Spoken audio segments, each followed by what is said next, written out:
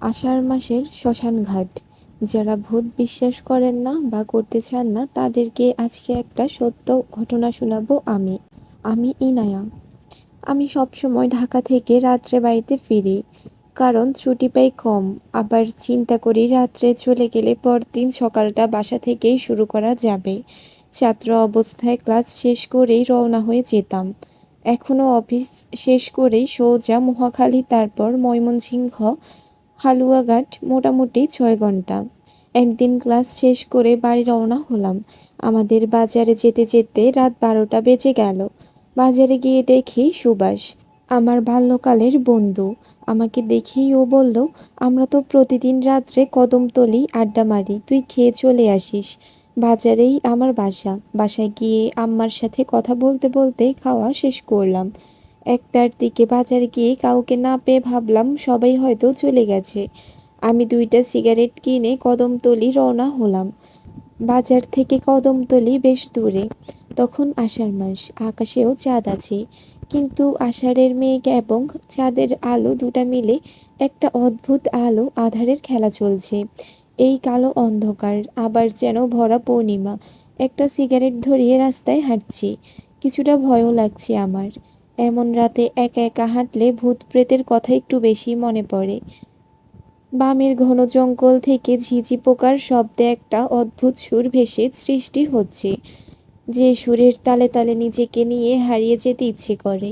মাঝে মাঝে গভীর জঙ্গল থেকে 2-1টি কাক বড্ড বেসুরে কণ্ঠে কা কা করে ডাকছে। মনে হচ্ছে কোনো মাংস খেকোত রাক্ষস যেন কলিজাটা ছিঁড়ে নিয়ে যাচ্ছে। আমি কদমতলীর কাছাকাছি যে জায়গাটায় শ্মশানঘাট, ঠিক সে জায়গায় চলে আসলাম। এইখান থেকে আমাদের যে জায়গায় বসে আড্ডা দেওয়ার কথা, সেই জায়গায় স্পষ্ট দেখা যাচ্ছে।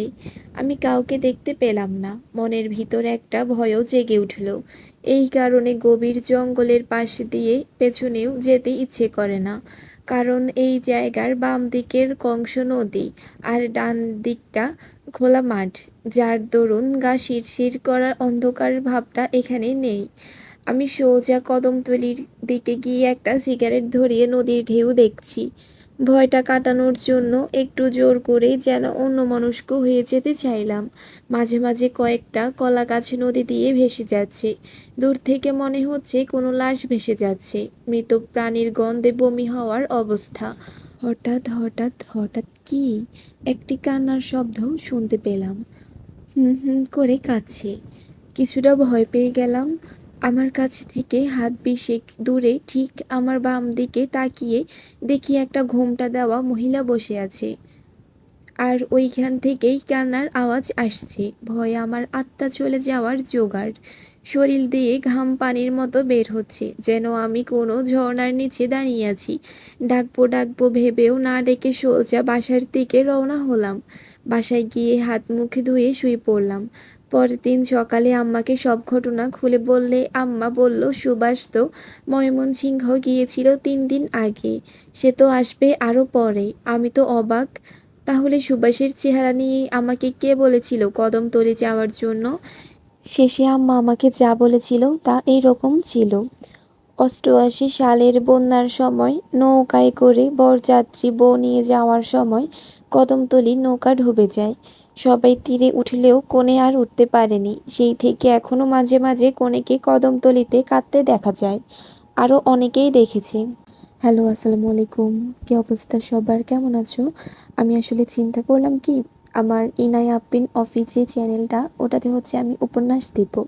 আর ইনায়ার গল্প কথাতে হচ্ছে আমি মাঝে মাঝে, আচ্ছা মাঝে মাঝে বলতে ভূতের গল্প তো বড় হয় না, ছোট ছোটই হয়। তো আমি হচ্ছে এই চ্যানেলটাতে ভূতের গল্পগুলো শেয়ার করব। আমি জানি যে এটা তেমন একটা ভয়ানক ছিল না। তোমাদের কাছে কেমন লাগছে? রেটিং কত দিবা আমাকে বলবা, 10-এ কত দিবা? যাই হোক, টাটা।